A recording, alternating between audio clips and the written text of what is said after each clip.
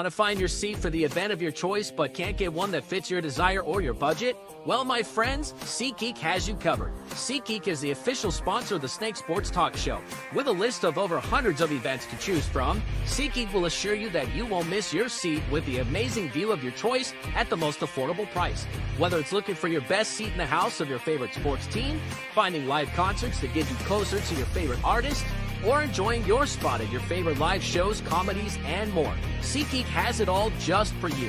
Go online to SeatGeek.com or download the app on your mobile device through Google Play and the App Store. And as a special offer before checkout, use promo code SNAKESPORTS and save yourself $20 off of your purchase of your first ticket and experience why SeatGeek is the most trusted ticketing app for your next event. Remember, that's SeatGeek.com and download the app on your phone with promo code SNAKESPORTS for $20 off and find your seat with SeatGeek.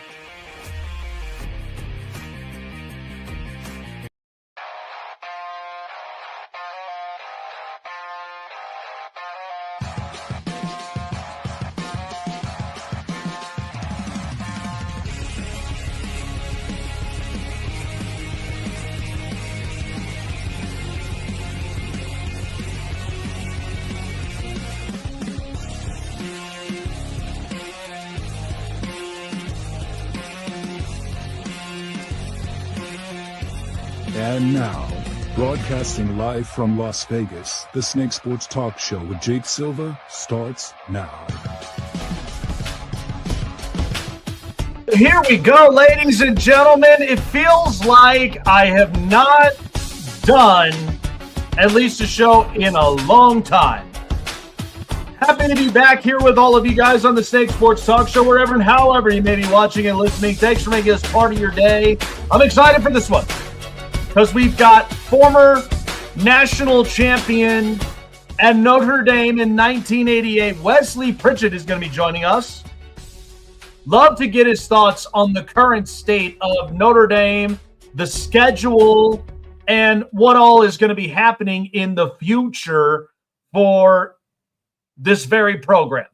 So we got a lot to talk about. Conference finals for both the NBA and the NHL. And then the latest Rashee Rice news. There's so much happening, and I am so happy and excited to be here with all of you. So let's start with, right now, the conference finals in the NBA. You are starting to see why Victor Wembanyama, and again, me personally, he is exactly the type of player who you know right off the bat is going to be the face of the league. I mean, he is. And it was clear. And nobody is going to end up rebuttaling as to why he shouldn't be. Now, I understand why everybody feels the need in which that, you know, we need our domestic stars to be the face of the league. And I understand that. And it was part of the reason every single one of us were all kind of scoping who should honestly be the face of the league as far as a domestic star, because that's what it's all about. The NBA, like in the States, that's where we should be having a lot of our domestic stars stepping up and into the play. Because you got to think, right? LeBron James is not going to be in this league for very long. He's only got a certain amount of time, and that's it. And then once he's retired, who else are you going to end up trusting? I mean, you've watched Anthony Edwards fold in crucial moments. By the way, Cade Cunningham and Detroit, they got eliminated. And Cade Cunningham said, I'm that guy. Well, if you are that guy, you cannot end up folding in the middle of these situations. But the Pistons do have a bright future. It just all has to come together. But for Victor Wembanyama, I'm not even making any arguments that he should not be the face of the league, because I think he is. And he is an international star, an international superstar at best. And to me, I'm looking all around the room, and I'm looking at a lot of our collegiate athletes. I'm looking at a lot of our domestic NBA stars, and I don't see one right now. Maybe the argument may be Cooper Flagg, maybe, a couple of other players, but I think with Jason Tatum, like, he could put up the points, but he doesn't give me the aura. He doesn't quite give me that. And then Anthony Edwards gives me the aura, but he folds in terrible spots. And so my takeaway is, after watching that game with the Spurs and the Thunder, I don't see any reason why the San Antonio Spurs cannot possibly take out the Oklahoma City Thunder and SGA and Chet Holmgren. I mean, that game in itself, we know San Antonio for years has always been a defensive-minded organization. That's always what it's been like. And so for Victor Wembanyama, what we watched up and in that game is just a freakish athlete. There's nothing else that I could possibly say as far as he is that damn good. He's that kind of player. And yes, he's an international star. And Jokic, international star. Luka, international star. But Victor Wembanyama right now, and it only took about a couple of years to make this thing work. And it is. And he's finally here. He's finally arrived in it and giving OKC a lot of hell. And that's exactly what we're seeing. So I have no arguments there. All right. So the conference finals are shaped in the NHL. And listen, Montreal and now Carolina. And then there's Colorado and Vegas. Okay, I'll get to the Vegas Golden Knights a little bit downward on the stretch here on the show. But the conference finals is going to be so damn exciting in the NHL. Now, I'm not throwing any shade at the NBA. I'm not doing any of that at all. But when I look at excitement, how could you not get excited for the Stanley Cup playoffs and the way that the conference finals are shaped? I mean, Carolina, this is their do-or-die moment right now. With Rod Brind'Amour and the way in which the front office has shaped up the roster for Carolina, there's no excuses why this team can't possibly make it into the final. And I mean, Montreal, listen, I love Martin St. Louis. And the guy is fantastic. He's doing a lot more than, I'm sorry to say, than what Steve Yzerman and Yzerman's plan is up in Detroit. And the Canadians, we know are the Yankees of the NHL. But they are pretty damn good. Cole Caulfield, Nick Suzuki, these guys can play. And then Colorado and Vegas just feels nostalgic, doesn't it? Where both these organizations play hard. One's more ruthless than the other, and the other one, well, I mean, you got Joe Sakic, who's there in Chris McFarland's ear, trying to figure out the offense, trying to figure out, goaltending. Now, again, I think part of, Colorado's deal is, and I watched this in the previous matchup, and even Jared Bednar can admit this up-and-coming series is not going to be like the last two. Now, they have sacrificed one game, but it also becomes a cautionary tale because of the way in which how they bailed out in those games. Because you got to think, they have had penalty after penalty. Guys were getting rough and rowdy. And then not to mention the goaltending between Scott Wedgwood and Mackenzie Blackwood. I mean, somebody has to have, the hot hand going into this. And Vegas is riding up and on this train where John Tortorella is pushing these guys to their absolute best. Mitch Marner is having the playoffs of his life. And Vegas continues to be that kind of itch up and on your skin. They're that irritating. Okay, that's just the team that they are. But I think it's exciting.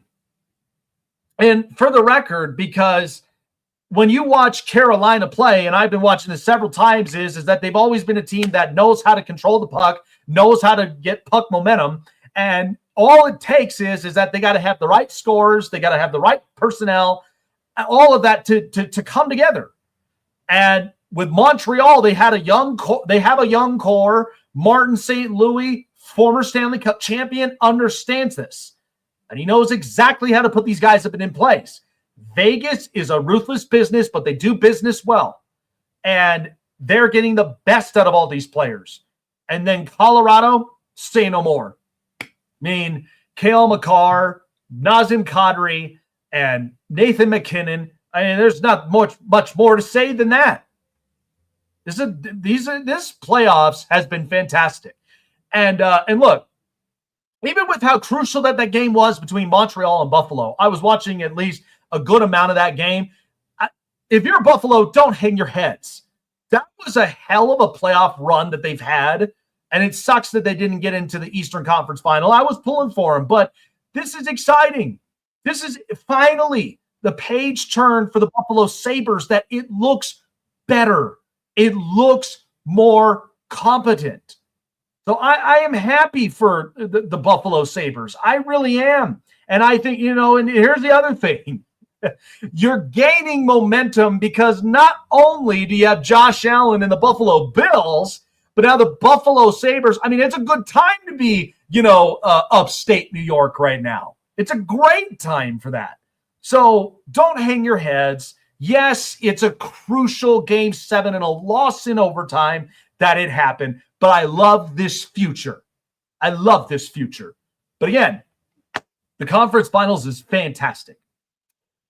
All right, good stuff. Exciting. Wesley Pritchett, by the way, around the corner. I am just eager to know of just this future with Notre Dame because they have been on the headlines for the past couple of weeks. And I'm curious to see his thoughts on that. Also, the latest in Kansas City with Rashee Rice. I'll give my 2 cents up and on to that here coming up. And then also, I mean, you could say what you want to about ruthless business, but we have seen, and we've seen in this very organization in Vegas, their business is the one that most people, you don't hate the team, you hate the way in which the success seems to be working for this organization. I'll be speaking more about that as well coming up. All righty, folks. Well, first and foremost, we're already hitting into the summer. And we know the summer is going to be hot. The summer is going to be drastic sometimes. And the summer may be exciting. And it's exciting to start off the summer in the best way possible, only because here in Colorado, and I've mentioned this many times, is the leading cause of death in the United States now has become lung cancer. And what does that connect to? That connects to nicotine. That connects to tar and the stuff that gets up and into your lungs. So that's smoking. That's also vaping. In fact, in the state of Colorado, they passed a law about outlawing vapes to youngsters, especially teenagers, in the way that it's advertised. And so we know nicotine is the hardest addictive substance itself, especially when it comes to, mentally. Whereas you get that nicotine kick and it's hard to distract yourselves. But a company in California came up with arguably a game changer that's got 6 different flavors, from watermelon, sour apple, pineapple, you name it. Slapple is where it is. Slapple is the one true nicotine gum that helps to slap your cravings. And it's guaranteed.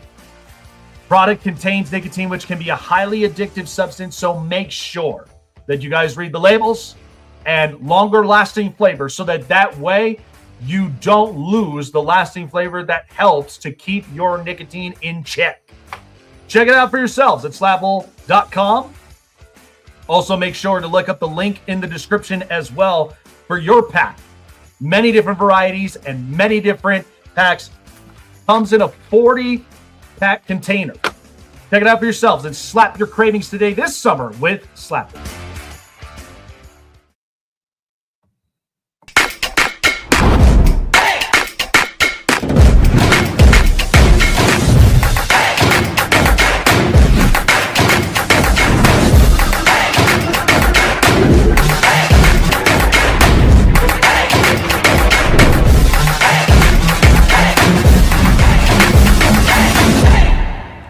Looking for a show with the best takes and opinions?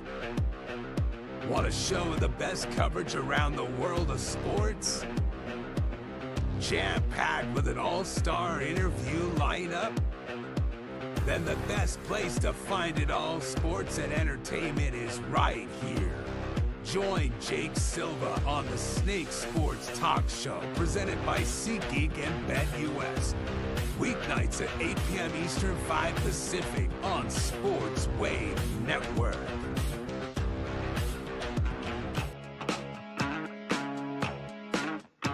Well, he has won a national champion with the Notre Dame Fighting Irish and also played 3 years in the NFL. Former linebacker Wes Pritchett joins us here up and on the program.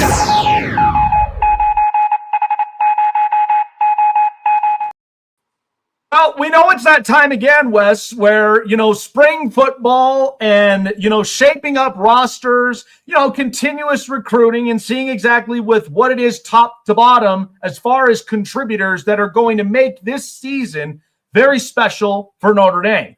But we know these last couple of weeks, there's been many headlines as far as, the athletic director, Bivacqua, who came out and basically was talking about, the scheduling and then the whole USC versus Notre Dame rivalry and such. There's so much of this commotion kind of going on. But I will say, though, Notre Dame, I have various respects for very much. But I also do know there's many question marks to what this season can behold, because this was a team that was previously in the national championship. And now they're fighting to get themselves back into the playoffs and back into the national title at some point. So when you kind of see this happening with Notre Dame, what's your thoughts up and onto this? And because I love Marcus Freeman, and I know he's doing great things for this program, but of course, this has to be a special season where Notre Dame, with all of these narratives right now on them, this has to be where they get over the top and they show for themselves they truly are national champions, even if it says on paper otherwise. Well, first of all, thanks for having me. Marcus, I had the pleasure of playing for Coach Lou Holtz, and we won, unfortunately, the last national championship in 1988, which is hard to believe.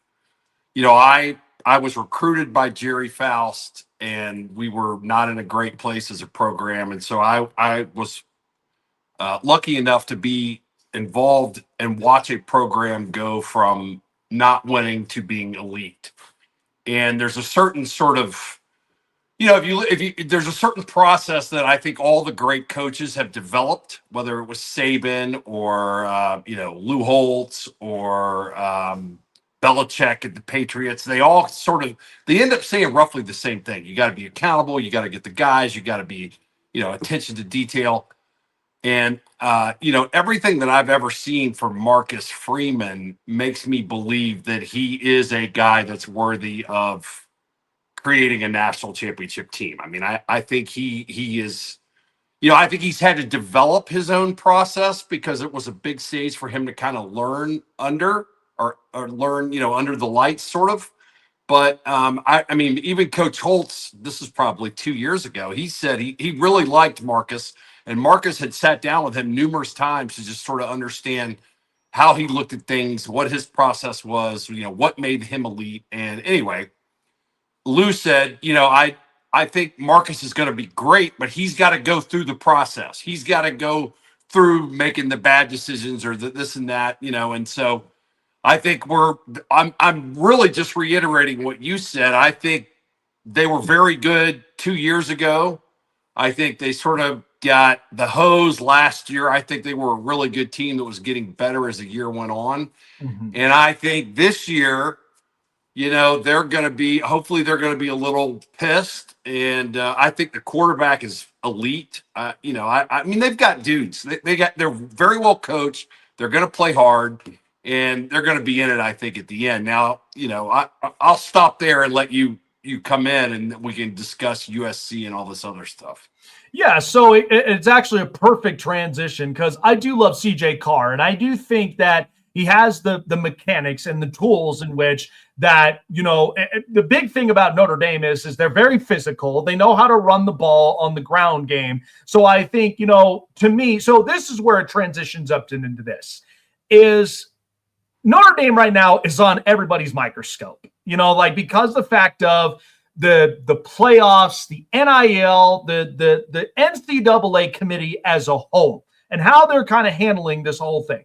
And look, I think Pete Bavacqua is really doing his absolute best as the athletic director, trying to make it to where the schedule is competent enough to where it gives them a supporting case for them to be into the playoffs. And Marcus Freeman is there, like he understands the role, he understands the situation, and is not going to change up what they need to do when they're on the field, how they're going to be preparing for these games. But with this whole thing with USC, right? And I've watched the rivalry many years with the Jules Shillelagh, and to me, the whole biggest thing is I can see on both ends. Notre Dame does not mind playing against USC. However, it all comes down to the certain time of the year. And USC is kind of like, they're throwing out of, look, we don't mind playing Notre Dame, but we're in the Big Ten, and we're already going to be in the middle of the weeks of which, like, you put Notre Dame in the middle, in which is like the coldest weathers, right? Because then it's going to follow with Nebraska, Wisconsin, at Ohio State. And they're trying to think of with the playoffs because they want their guys prepared for the playoffs. And then in the end, they're trying to show their relevancy because they haven't been able to make the bigger push since Pete Carroll. So with this discussion, Wes, I mean, it's pretty choppy. And to me, I'm like, I don't mind them being up and onto the schedule, but there has to be a happy medium up and in the middle of this because Notre Dame doesn't mind playing them, but USC's kind of like, look, we're trying to get ourselves up and in the playoffs and make that argument to be in it, but something's kind of has to give at the end of the day, right? Well, let me just say this. I don't like USC, and we never lost to them while I was there, and we always thought they were soft anyway, so that's number one. I know Pete, I'm not going to try to say his last name because I never say it right, but he's a Notre Dame guy. He's been in the sports industry for a long time. He was a walk-on at Notre Dame. And I'm not going to say that I've specifically talked to him about Southern Cal, but I know that he wants to play Southern Cal. Okay. Yeah. So I don't know what the press is saying. I don't think that's what's happening. Okay. Yeah. I think Lincoln, whatever their coach's name is, they totally ducked Notre Dame and all the people at Southern Cal who I'm very good friends with. A lot of the guys that and by the way, I'm joking. I'm good friends with a lot of the guys that I played with that went to school there. They were going crazy about the fact that they weren't playing Notre Dame. So I think he got a lot of heat, and now he's backtracking it, putting it in this whole like, oh, we play in the Big Ten and what time of the year and all that. So, I don't know. Of course, who knows what the truth really is? It probably falls out somewhere in between all those, Mm-hmm. But I think Notre Dame, when we played, there's no relevance to, there's nothing that's the same from then. We always thought we had the hardest schedule. We played Michigan, we played Southern Cal, we played Penn State, we played Miami, we played BC, Stanford. I mean, we played, we played a lot of big games. And now with the conferences like they are and the amount of teams in these big conferences, look, you saw it last year. I mean, you can't lose that extra game. What's going to happen? Yeah. It's going to be interesting to see what happens in the SEC this year. Everybody, I don't know how people can whine about their schedules, but the SEC now has to play 9 conference games. I mean, those guys are going to beat the crap out of each other. So I don't know. It's very interesting. It's certainly you could talk about it forever. I mean, I think Notre Dame's going to be good. I think they're going to have to figure out a way to play more, and set up rivalries with good programs, which I think they're going to try to continue to do. And so, but you can't be the first game for everybody's schedule, right? So how do you manage that? So I don't know. I mean, I think from Notre Dame's perspective, they would tell you we're Notre Dame. We've got the biggest TV audience, and you want to play us because we're good for you. So we'll see how it plays. We'll see how it plays out. I don't know. That's the kind of stuff. Look, if you're a head coach, that's all great, and all the sports people want to talk about it. But Marcus Freeman doesn't really care. Well, he does, but when the season starts, he's just trying to win every game. Oh yeah, just trying to do what the next right thing tomorrow. Yeah, and I totally agree with you on that. And the biggest thing is too is like even for SEC teams, right? They would love to have Notre Dame up and on a schedule, but you're right. It kind of feels like a handcuff of we've got bigger fish to fry because we're having 9, conference games in the SEC, which is all out, a bloodbath in the end. I mean, LSU with Lane Kiffin, and do we see a resurgence in Florida with John Summerall? And there's too many hands on the table on this. Where, the SEC, a lot of those teams, they're trying to figure out ways in which they can navigate to keep them competent and figure out a way that they can get into the playoffs with the crucial and brutal schedule that they've got themselves. Yeah. So this leaves me this question. I know this is probably the toughest question of all because everybody, I've heard this back and forth, but we know that we have the Power Four with conferences, in college football, and then of course the Group of Five. So everybody is all wondering, when is Notre Dame ever going to join a conference? And here's my 2 cents on this.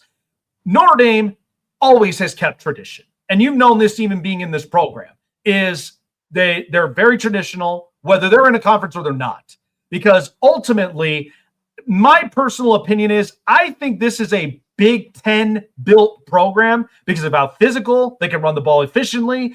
And I think the biggest takeaway is just, the weaponry outside of tight end, because tight end, they always seem to figure out very, very well. And usually I would see maybe 1, possibly 2 over the top talented receivers, but it depends on your recruitment pool. It also depends on where you're finding these guys and how you're going to recruit them. Because we know it's a very tough school. And academically, you got to be at your A game. But at the end of the day, we know the NBC contract is way too good to pass up. And I totally understand where they're coming from. But, a lot of people are like, well, if we have this 12-team playoff, does part of it predicate to your conference as far as your not only your ranked wins, but how you compete in your conference? And when you look at Notre Dame always wants to stay competitive no matter how the schedule is shaped. But is there an argument up from there that at some point, and I'm not saying they have to completely change the tradition here, Wes, but I'm saying oftentimes traditions do evolve. It just depends on it. But do you see a world in where Notre Dame eventually kind of has that closed door conversation and really kind of looks at the aspect in a broader range up from here? Well, I think it is 100% possible. Let me just take a step back and say, I grew up in the South. I grew up in SEC country. I grew up in Atlanta, Georgia. I have a son that plays at Alabama and a son that plays at Georgia Tech. So I'm looking at this just totally as a neutral party, not as a Notre Dame biased guy. Well, I'm probably, but I truly, and this is going to sound ridiculous and cliche-ish, but I can tell you that Notre Dame is really, they're going to look at it from a business perspective. If they thought that it made more sense for them to join a conference, they would have done it. Okay. Right. And I'm not saying it doesn't evolve into something like that, but right now, they have the NBC contract. They kept all the money going to the championship game last year. They don't need the money anyway. The endowment's extremely, robust. I shouldn't say they don't need the money, because now with NIL the way it is, you always need money. So sure. And they're in the ACC in lacrosse. They're in the Big Ten in hockey. And I think they're, I don't even really know. I could be wrong. I think they're in the ACC, maybe in baseball too. Yeah. So there's a couple programs within Notre Dame. I think they're in the ACC and everything but hockey. I think that's correct. Correct. Yeah, but hockey. Yeah. So I mean, look, I know that Notre Dame has committed to play a home and home with Clemson. I know they've committed to play a home and home with Alabama. They played Georgia a couple years ago. Bavakwa is going to do. I mean, he worked. I think he worked. I can't remember if it was NBC or one of the big channels. I mean, he knows what's going on. He knows the key players. He's going to do everything he can to keep Notre Dame independent. I could tell you that. Mm-hmm. And if at some point it just makes too much sense to go into the conference, then maybe we do it. Now, here's another thing too, though. For so many years, up until maybe 2 or 3, the Notre Dame was making a lot more money than the teams in the conferences. But now those TV contracts have really started to take off. So it's getting to be where it's not necessarily a monetary advantage for them. So, and it's going to, how does this whole scheduling thing work out? I think if they really do struggle doing that, then maybe they have to go into a conference. But I mean, I think you can make the argument that a lot of the ACC teams or some of these other, are going to want to play a team like Notre Dame because they need more big games. So, yeah. And you know what? Like I say before, is like, imagine if they're up and in the Big Ten, right? I will pay money to watch Notre Dame play Ohio State. Absolutely. 100%. That I would. And Michigan, we used to play Michigan every year. Yeah. So it's like, I would love to see that. And then even think about it. Oregon, Notre Dame, Washington, Notre Dame. I mean, and especially when you may potentially have diehards in the Pacific Northwest who love to watch Notre Dame. I mean, it's just everywhere. So, I would pay to watch that, but I understand it where all the numbers got to be right. And then at the same time, it's a competitive market because of the NIL. I mean, ultimately, you want to make these players happy, but at the same time, the coaches are spending 24/7 shaping rosters with recruitment, transfer portal. There's no days off in college football. So that's where it's really a headache within itself. So finally, I've watched the college football playoff in the last couple of years roll out in the way that it is. I will say this, that I think ultimately you're getting the best 8 teams in the country, right? I compare this to the Met Gala, right? You're meeting the most biggest names in businesses or in Hollywood, wherever, right? And all you're getting is, hey, here's your free drink card. You go get yourself a cocktail and chop it up with a lot of these guys of figuring out systems in which works for them, right? Because all it is about built successes and how you do it. So ultimately you have the 8 best teams and then the 4, 2 of them become fill-ins, which ultimately my biggest problem is, how do we figure out the group of 5? Because they have no choice. They have to win out their games. And that's already as pressurizing as it is when you start seeing Tulane and James Madison and, even with a couple of other teams. Yeah. Go ahead. Yeah. So my big thing is like, they're looking at it like, look, we appreciate coming into the playoff, but we can't compete with these big money markets. Like, we can't do that. Like, we're building something, but it's not to this level. So how do we kind of make both parties happy in it to where when we watch college football, it's not only just the 8 best teams, it could be more than that competing in for one goal, and that's the national championship. Well, I mean, it's, are we looking to get the best teams or are we trying to please everybody? Which one is it? I mean, I don't care about, at the end of the day, don't kid yourself. The answer is money. Yeah. So, I mean, a lot of these decisions are being made because of that behind the scenes. So, we can try to opine on it, but, I think last year having the 2 Power 5 or the 2, whatever you call the second conferences. Yeah. I think Tulane and James Madison have phenomenal programs. Okay. I think they have great players. I do not think that both of those teams should have been in the playoff and Notre Dame not. Mm-hmm. Okay. So maybe you have a play-in with those guys. Let them take their top 4 guys and play for 2 spots, right? Or 1 spot, whatever.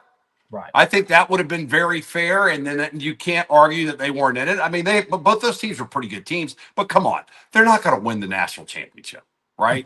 Right. So I mean, it's nice to get a participation trophy, but I don't know. I mean, I understand like basketball does that, and I think some of those teams in hoops can really compete.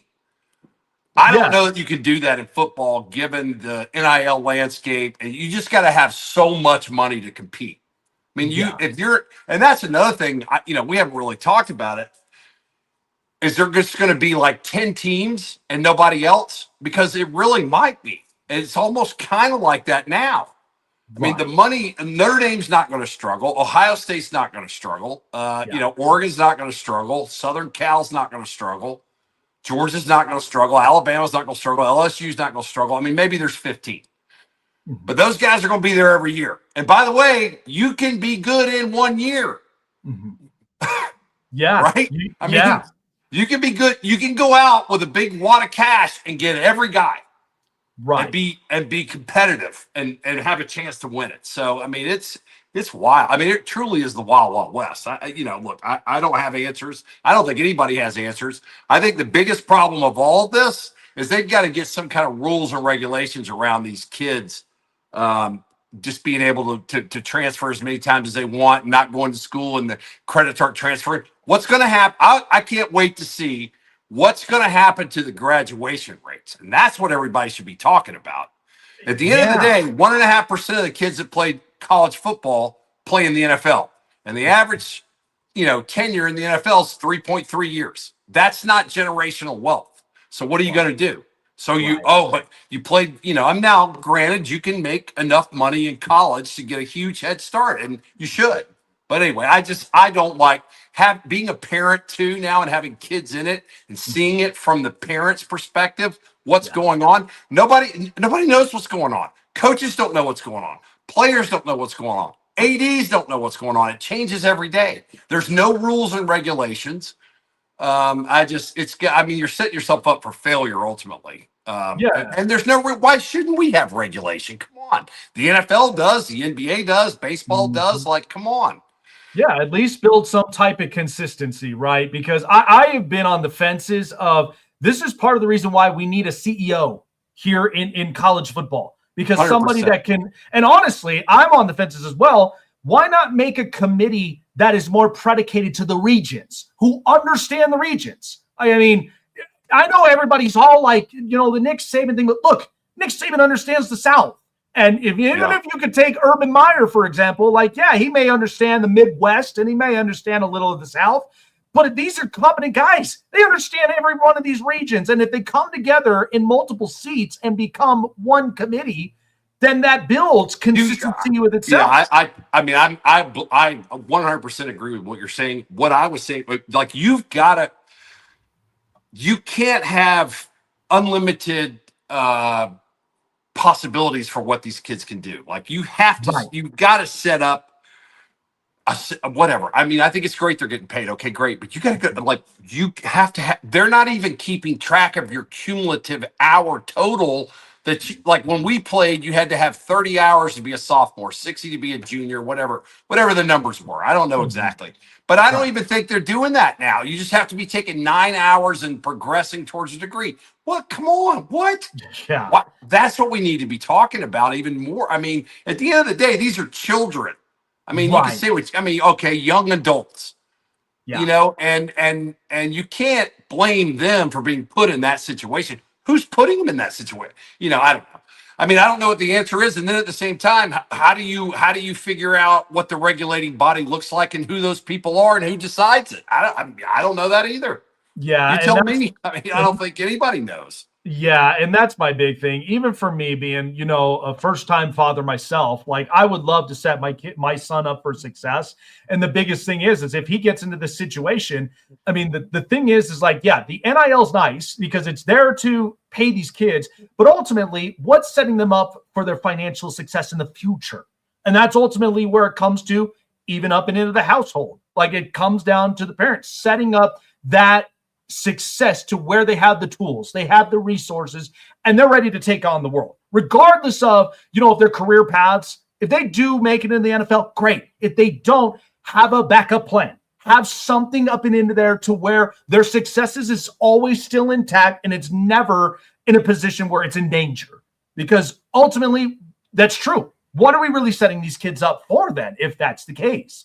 Right. So yeah, exactly. Well, I'm trying to get that message out. I mean, I got done playing football and I went to work on Wall Street. I mean, I got a letter of recommendation from Lou and I pounded the pavement and I used my Notre Dame connections and set up interviews. And, I've had a successful 33-year career in finance. And so, so now I've got my kids are going through this and I'm in the financial whatever. I mean, I'm a wealth advisor. So I'm in the business. All right. Yep. And I'm watching it and I consider myself relatively knowledgeable. And it's still difficult to figure out how they're getting paid. They're not paying tax. The whole thing is the numbers, scary, and I'm trying to give them good advice, but what's happening with the kids that aren't getting good advice? Are they taking advantage of this situation? Are they setting money aside for retirement? Are they setting aside money to pay taxes? Are they on a budget? I mean, I don't know. Yeah, and see that is ultimately my hope, is that these kids, they get that kind of knowledge, because it is important. And no matter what background you come from, there's a part of a reason where you want to be built for success, not set up for failure at the end of the day. And so that's where I'm vouching for that as well, to where it's like, let's build these kids for successes, because especially when I look at society and, financials and where we're sitting at right now in a market, I'm 31 years old. I don't even have a house yet to own, but yet it doesn't stop me from constantly building, be patient, wait for that time when the iron is hot to be able to strike. And so it's like, eventually that time will come, but it's where you got to strike at the end of the day. It is a lot. And then the numbers game is just the numbers game is the power of, that's the thing. I'm trying to go out there and sort of just make it very simple. If you just put X amount of dollars away, when you're, the power of compounding returns over a long period of time, these are just rough numbers. If you put money away at 21 versus 31, when you're 60, it's twice as much. Just that 10-year differential. So anyway, and listen, what you said, I want to go back to what you said, because Coach Holtz always said, there are 3 rules. Yeah. Do the next right thing. Do the right thing, do the next right thing, and then let people know that you care, whatever, be accountable. And, if you're disciplined, and if they think about this, they can also learn way ahead of time how to be fiscally responsible, how to set up a program, how to set up a budget. They already know as athletes how to overcome adversity. I mean, athletics is the greatest training ground for life in the world. So now you layer in that they're actually fiscally responsible. Man, they're going to conquer the universe. I mean, they have a huge advantage. So anyway, we're going to look at it positively and hope for the best. Absolutely. I always can, right? Absolutely. I never got a chance to really kind of, touch upon this up and onto the show, but you've had the pleasure of playing under Lou Holtz. And, to me, arguably greatest coach, great icon, especially in, the college football world. And to hear about his passing, it was very emotional for many people, and they still have great memories. Is there one that clings to you about Lou that sticks to your heart forever and ever, that, it just instantly, it's like it came in yesterday, right? It's always going to stick with you forever. So as my children were growing up, they played travel lacrosse, and whenever they went to Orlando, which is where Lou lived, I would always set up a lunch and try to sit down and meet with him. And I have videos, I think having them see what, Lou's message from the first day he came to Notre Dame till the day that he passed was always the same, right? And we thought it was crazy when we first heard it, but as I got older, having the ability to to put my kids in front of him and hear it from his mouth and me be videoing that, I mean, it's special. And I think they've actually listened. And so Lou used to say, listen, the reason they call it the right thing is because it's the right thing. And if you learn the right things and you do the right things, life is a series of making the right decisions, and you have the consequences of the decisions you make. So too bad I didn't get to apply that to my life till I was in my mid-30s. But anyway, I would just say it wasn't really like a specific time. If I had more time to think about it, I'd probably come up with one. But just really and that was what I think we reflected on at the end of his life, was just like, man, this guy changed all of our lives, and he changed all of our kids' lives. Yeah. No, he was arguably an icon that even myself, watching sports and even just, as a person, like he left an impact. He left his mark, and it will always be remembered, and forever a fighting Irish to the end. And, at the end of the day, I always say this, right? Two things is, one, you're never, no matter what age that you are always getting started in something, because it's always a constant grind. And in the end, like, smarts don't come from books. Smarts come from making the right decisions at the right time, no matter what it may be. And so, yeah, definitely going to miss him. But at the end of the day, he left his mark and will always be forever remembered to the ends of the earth. Well, appreciate you coming on by here, Wes. Thank you so much for taking the time, man. Enjoy the rest of the week. And let's see. There's many question marks, but I think we kind of all are awaiting the answers of what's going to happen in Notre Dame season. But I really hope for a great one and a very successful one at the end of the day.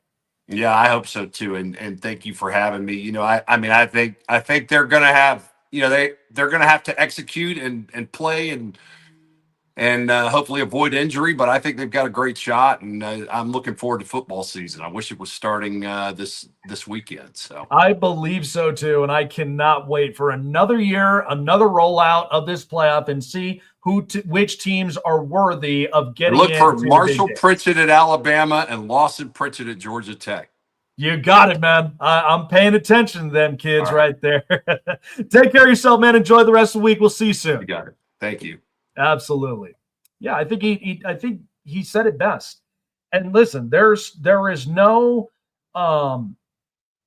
ultimately there's no boundaries in place as far as the conversations taking place. But he's right.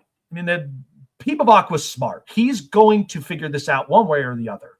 But I am a firm believer Notre Dame will figure this out, and at the end of the day, they will stay competitive. I love Marcus Freeman. And I love what the team they're building. So, yeah, I think this college football season is going to be great. So, moving on to this.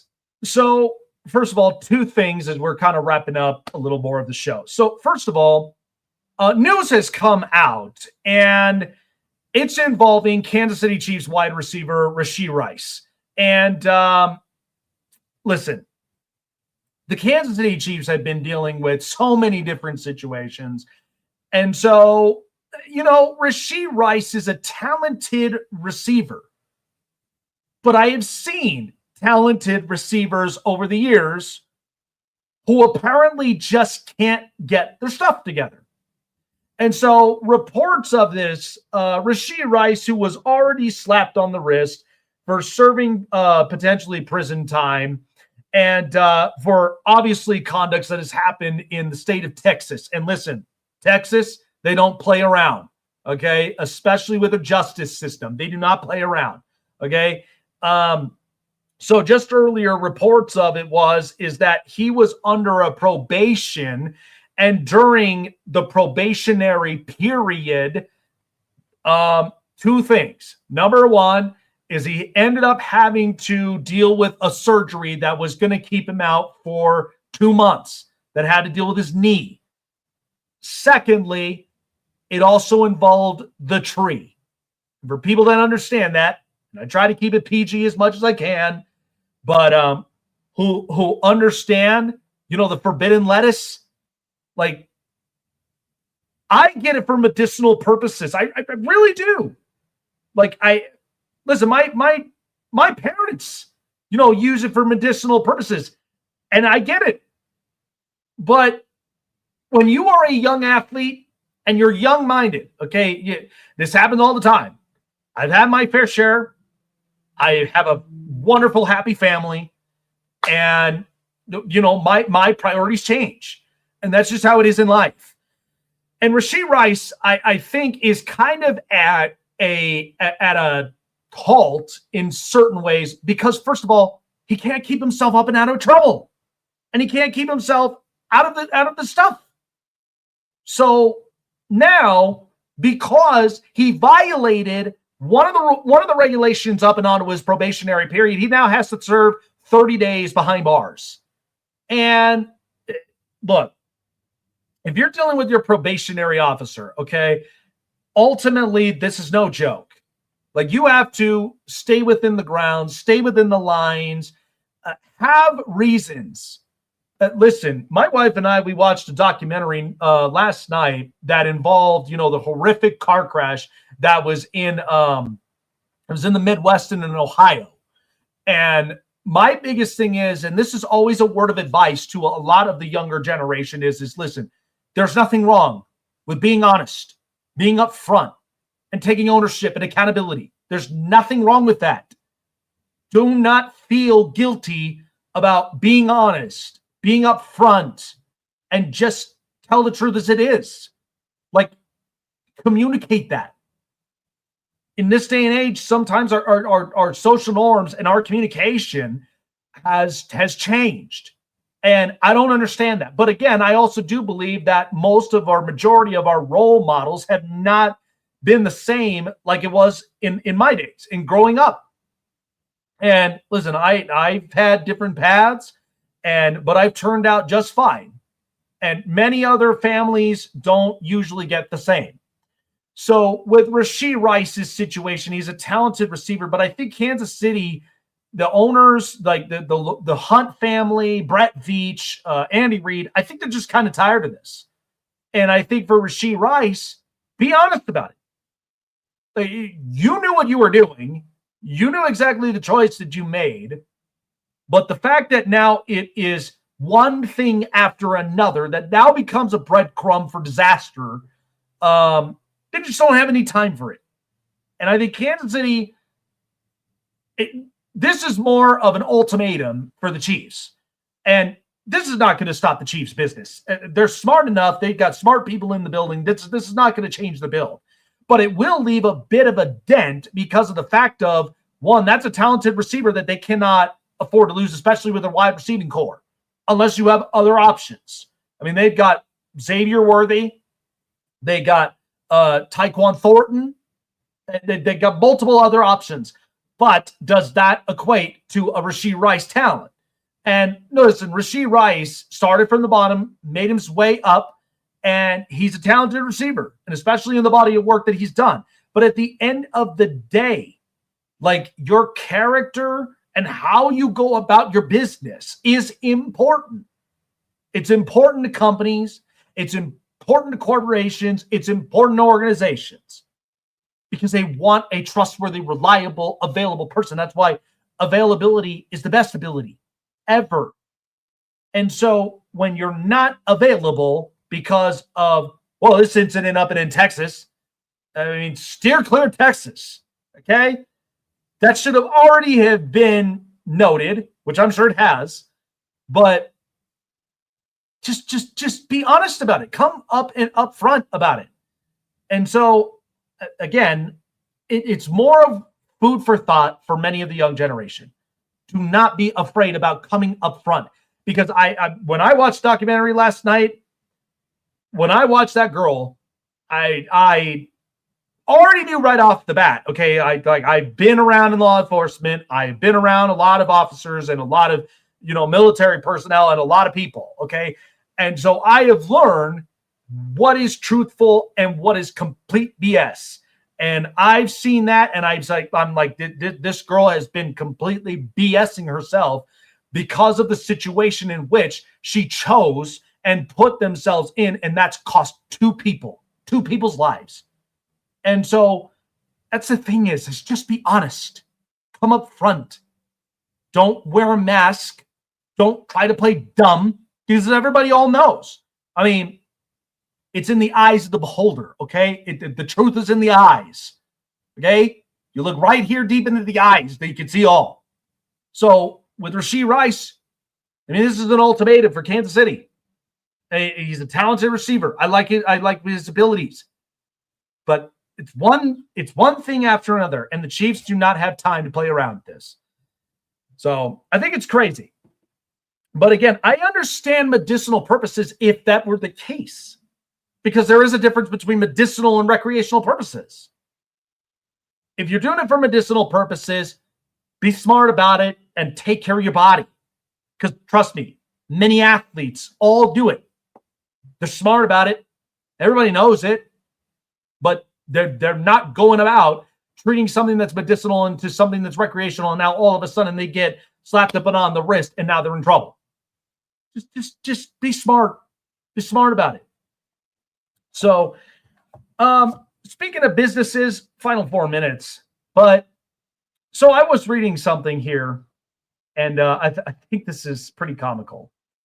So apparently, because the Vegas Golden Knights are back into the Western Conference Final, and this has become the 5th time they've been in it in 9 years of their existence. And they are by far in 9 years, almost coming into year 10, where they have become arguably the most successful newly ran organization in the NHL in history. Okay. And many people are all saying now that the Vegas Golden Knights are now the most hated team in the NHL. That's comical. You know, what's funny is people think, they're ruthless. They're getting away with everything. Are they? Or do you hate the team, or do you mostly hate the build that makes them successful? I'm sorry, Toronto, that apparently you can't seem to figure it out, and now your star captain is waiting to see what this roster is going to look like, and not to mention you hired John Chaika, you get the number 1 overall pick, and it's like, is this going to be a recipe for success or a recipe for failure? And that ultimately depends on who you are. Oh, and by the way, Mitch Marner is competing. You could have been competing, but you didn't really have anything else to show that reason. I'm sorry, Edmonton.